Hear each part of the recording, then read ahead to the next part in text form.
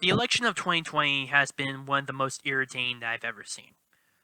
Already, as I'm making this video, it's November 20th, 2020, and there's still no clear winner whatsoever. I mean, the mainstream media would like to tell you completely differently, that there are projections saying that Joe Biden will be the 46th president of the United States. Yet they forget to tell you about the lawsuits that are occurring, as well as a few other irregularities that may suggest voter fraud. And nothing can be more apparent to not only with voter fraud or probable voter and electoral fraud, but also just the election in general, than the situation what's been going on in the state of Georgia. Now, here's a recap. On November 3rd, Donald Trump was way ahead in the race for Georgia.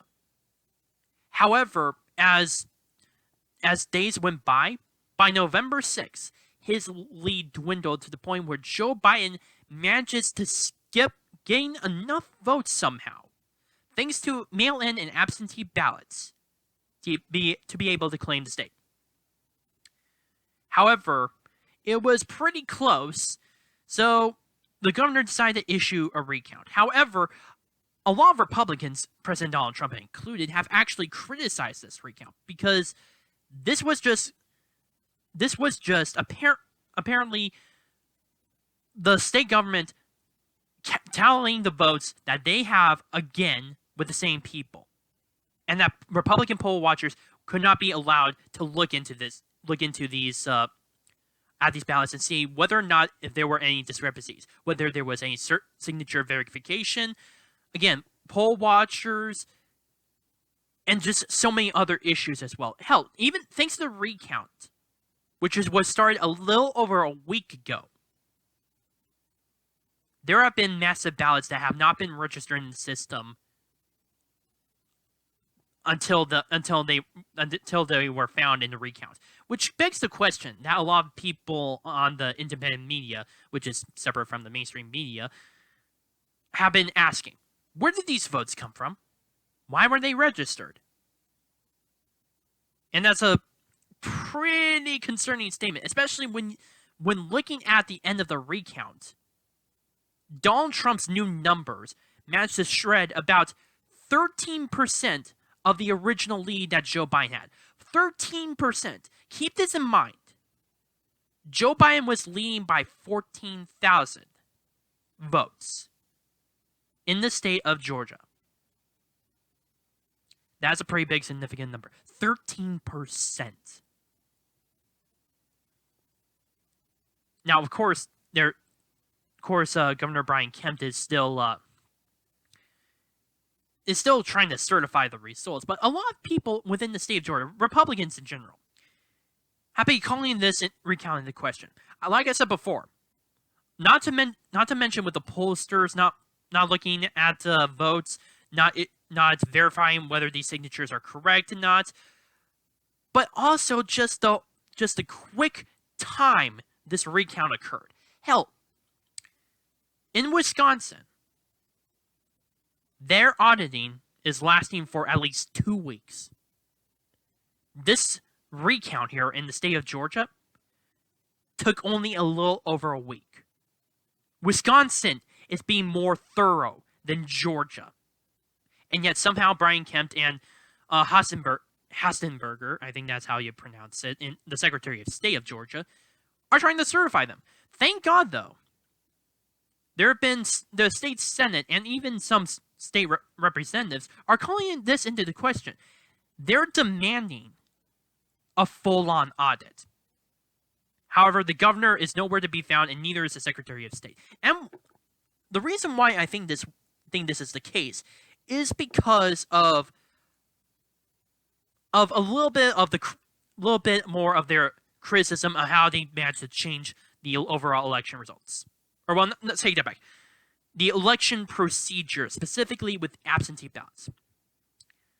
Before the election,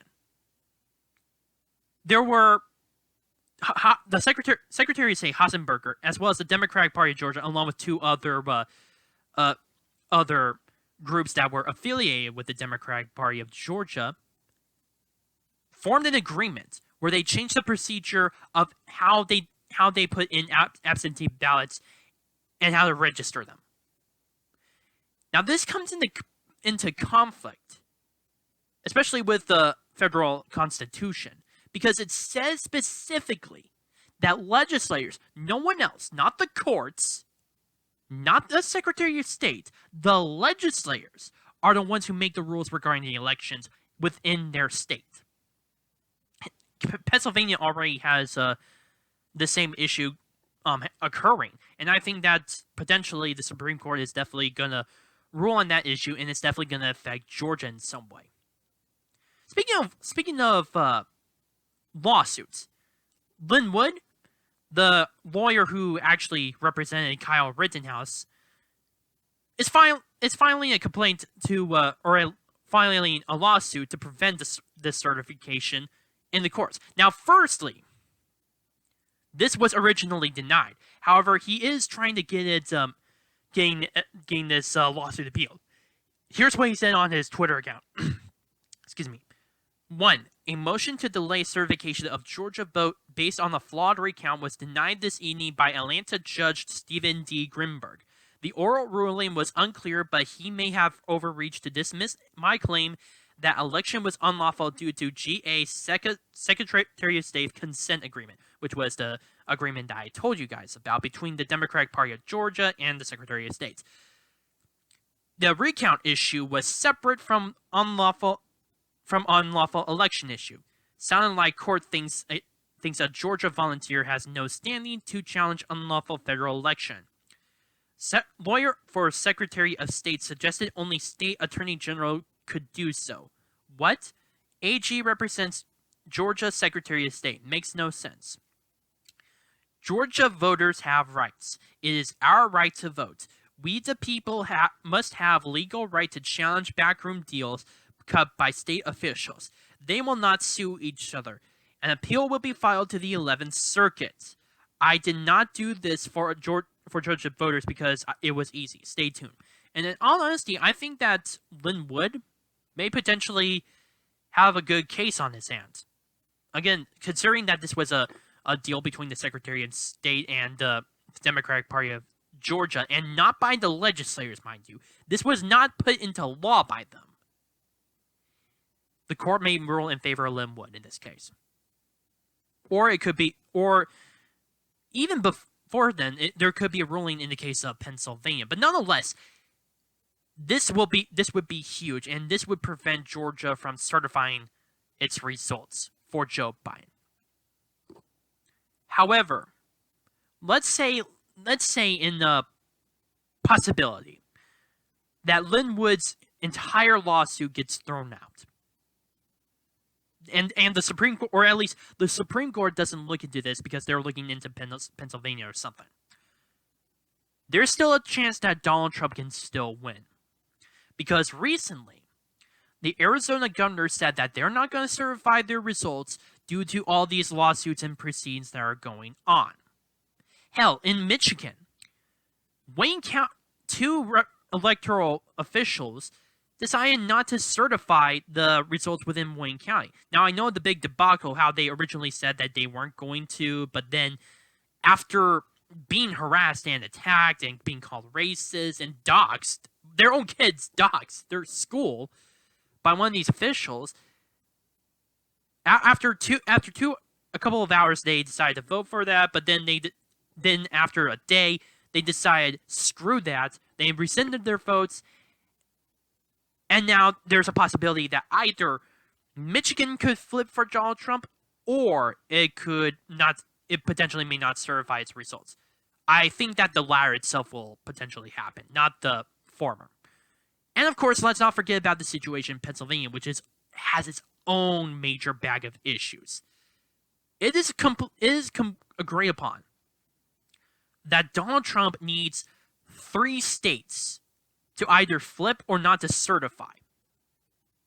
And I think that possibly, if things continue on, if Arizona continues not to certify, if Michigan somehow doesn't certify or flips for Donald Trump, if Pennsylvania itself cannot certify, then potentially this goes to the House of Representatives, and the 12th Amendment will be enacted. State delegations will be sent in, and they will vote one vote for each state. They will vote for the next president, and it's likely to be Donald Trump in that case. There's a huge amount of issues, and Georgia is definitely a major key state. While it is true that the recount occurred, I don't think we should write out Georgia as of yet. Again, there is Linwood's lawsuit that could potentially change this. It could potentially force Georgia to not certify the results. And it could potentially drag this out even further. Honestly, considering the situation with our elections and the whole huge amount of voter fraud that's been going on, and that's coincidentally affecting all these swing states, I think it's important that we need to invoke the 12th Amendment in this case. I'm not just saying that as a Trump supporter. After all, I do have my Trump flag here, but as an American citizen that wants to look at this election and try to fix it. Hell, the chairman of the Federal Elections Commission actually said that that due to these irregularities,